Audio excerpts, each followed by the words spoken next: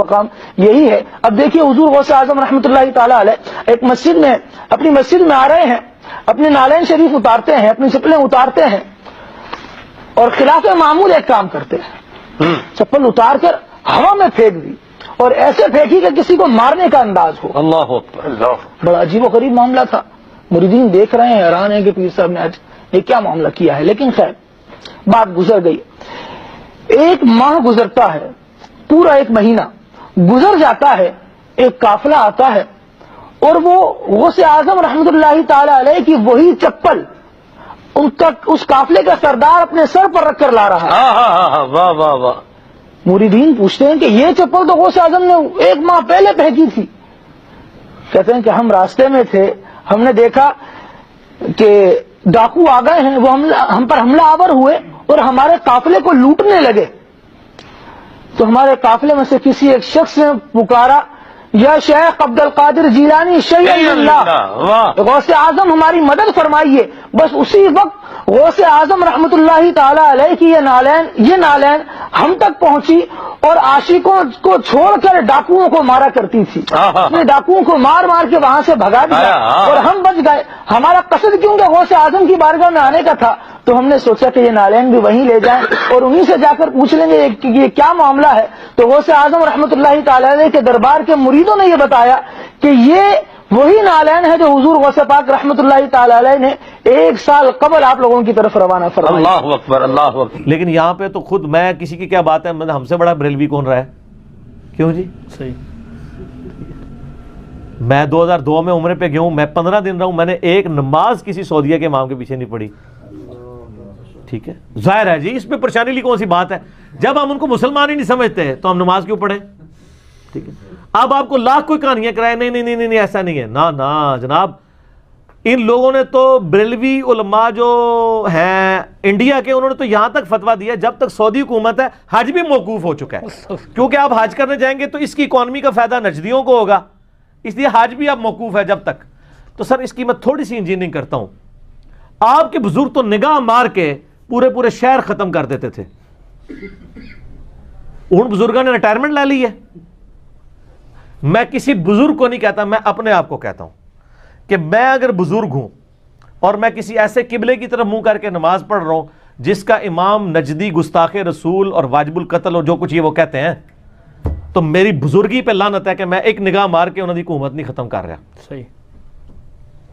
میری بزرگی پر لعنت ہے کہ میری بزرگی ہے اور یوٹیوب پہ نبی علیہ السلام کے بارے میں گستاخانہ فلمیں اپلوڈ ہے, میں ایک نگاہ مار کے وہ ڈیلیٹ نہیں کر رہا. صحیح بات. تو 1.5 ارب مسلمان مل کے یوٹیوب سے گستاخانہ فلمیں نہیں ڈیلیٹ کرا سکے, تو 1.5 بزرگ بھی نہیں 1.5 ارب وچ. اچھا اس کا بھی وہ جواب دیں گے, وہ کہیں گے جی وہ دیکھیں جی حکم ربی ہے, اللہ کی رضا پہ راضی ہیں وہ. اچھا اللہ کی یہ رضا ہے کہ گستاخیاں ہو نا, پرانیاں گلاں پرانے بانے. ہوں بھائی انجینئرنگ دا دور ہے, یہ انجینئرنگ میں کراں گا. آپ لوگ تو پبلک کو یہ کہہ رہے ہیں جی امام مالک کا قول ہے کہ جی اگر کوئی گستاخ زندہ ہے تو پوری امت کو ہی مر جانا چاہیے. تو پھر یہی قول اپنے ان بزرگوں پہ بھی لگائیں نا. آپ کہتے ہیں دنیا کبھی غوث کتب ابدال سے خالی نہیں ہوتی, تو آپ ذرا جرت کر کے یہ بات بھی کریں کہ ایسے غوثوں اور کتبوں اور ابدالوں کو مر جانا چاہیے کہ یوٹیوب کے اوپر حضور کی ویڈیوز موجود ہیں گستاخانہ اور وہ ڈیلیٹ نہیں کروا پا رہے. ان کی بزرگی کو مر جانا چاہیے. کہیں نا, ادھر تو پوری قوم کے ساتھ آپ جو کچھ کر رہے پچھلے 1.5-2 سالوں کے اندر وہ سب نے دیکھا ہے, تو کدھر گئی بزرگی؟ اور سر کہانیاں نے ہوں تو دسا, آپ میڈیا کا دور ہے, کبھی کوئی بزرگ سامنے نہیں آئے گا. بزرگی چیک کرنے کے لیے لوگ کیمرے لے کے پہنچ جائیں گے اور پکڑی جائیں گی ساری چیزیں. یہ سب کہانیاں تھیں, کہانیاں پکڑی جاتی ہیں اور اللہ کے فضل سے.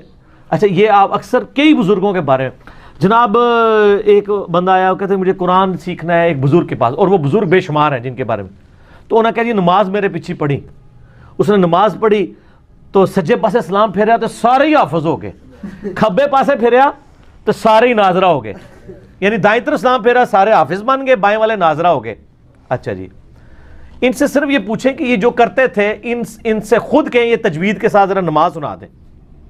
ترجمہ نہیں سننا ہوتا, سب کو پتہ ہے آنی کوئی نہیں, ترجمہ نہیں, تجوید کے ساتھ صرف نماز سنا دیں. التحیات للہ والصلوات والطیبات, تجوید کے ساتھ. قاری بٹھائیں گے دوسرے فرقے کا, ਤੁਹਾਡੇ ਫਿਰ ਕਹਿਲਾਤਾ ਹੈ ਮਿੱਟੀ ਪਾ ਜਾਏਗਾ ਨਾ, ਉਹ ਫਿਰ ਤੁਹਾਡੀ ਗਲਤੀਆਂ ਕਰਦੇ, ਤੁਸੀਂ अत्तहियात भी नहीं पूरी सुना सकते, सूरह फातिहा नहीं पूरी सुना सकते, जिनके बारे में आप कह रहे हैं वो आज भी है ना, सज्जे पास इस्लाम फेर है सारे हाफिज। यार नबी इस्लाम के पास साहबे सूफा पूरा पूरा दिन पढ़ते थे, आपने तो इस्लाम फेर के सारे हाफिज और नाजरा नहीं बनाए हैं। सही बात, ठीक बात। नबी इस्लाम पीछे छड़ गए। वो जी हज़रत बायज़ीद बुस्तामी के बारे में मशहूर किया हुआ है, बुस्तामी साहब ਤੁਹਾਡਾ ਕੋਈ ਕਸੂਰ ਨਹੀਂ, ਤੁਹਾਨੂੰ ਅਸੀਂ ਨਹੀਂ ਮੰਨਦੇ, ਅੱਲਾ ਦੇ ਬੰਦੇ ਹੋ, ਅੱਲਾ ਕੋਲ ਟੁਰ ਗਏ ਹੋ, ਤੁਹਾਡੇ ਪਿਛਲਿਆਂ ਦੀ ਗੱਲ ਕਰ ਰਹੇ ਹਾਂ, ਤੁਸੀਂ ਜਾਣੋ ਤੇ ਅੱਲਾ ਜਾਣੇ, ਸਾਨੂੰ ਕੋਈ ਤੁਹਾਡੇ ਨਾਲ ਲੈਣਾ ਦੇਣਾ नहीं, हम तो नबी इस्लाम के गुलाम हैं। कहते नहीं बायज़ीद बुस्तामी जो है ना, जब कभी गली से गुजरते थे निकाब रखते थे चेहरे का, अच्छा, क्योंकि जो बंदा देखता सी कलमा पढ़ लेंदा सी। अंदाजा करें, चेहरे की नूरानियत तो निकाब, इसका मतलब वो चाहते नहीं सन तुसी कलमा पढ़ो, उसका तो ये मतलब निकल रहा है। इंजीनियरिंग होगी सर, इंजीनियरिंग होगी। दूसरी बात, बायज़ीद बुस्तामी क्या खुदा के रिप्रेजेंटेटिव थे दुनिया पे? अल्लाह का रिप्रेजेंटेटिव दुनिया में कौन? पैगंबर। नबी इस्लाम को तो ये कहा जा रहा है अपने आप को आप हलाक कर लोगे इस गम से कि लोग ईमान नहीं ला रहे, ठीक है, आपका तो काम सिर्फ दावत देना है, जिसकी मर्जी कबूल करे ना करे। जो नबी गम से हलाक हो रहा है अपने आप को, फलअल्लका बाखिउन नफ्सका अला आसारिहिम इल्लम युमिनू बिहाज़िल हदीसी असफा, सूरह अल-कहफ के शुरू में आता है। वो नबी इस्लाम, उनको उनका कोई एक सहाबी भी बायज़ीद नहीं बन सका, वो खुद भी नहीं बन सके, वो है ही था, कहानी है सर। सही बात। दुनिया बकदर एफर्ट अल्लाह ने रखी है, निगाह मार के कुछ भी नहीं होना। निगाह मार के होता तो सबसे पहले अबू लहब को हुजूर कलमा पढ़ाते, हुजूर का चचा था, सबसे बड़ी हर्डल बना हुआ था। निगाह क्या मानी, तब्बत यदा अबी लहब वो तब नाजिल हो गई है, बिल्कुल सही, क़यामत तक पढ़ी जा रही है, टूट जान तेरे हाथ, बिल्कुल। बदुआएं। इस तरह नहीं होना मेरे भाई, दुनिया बकदर एफर्ट है।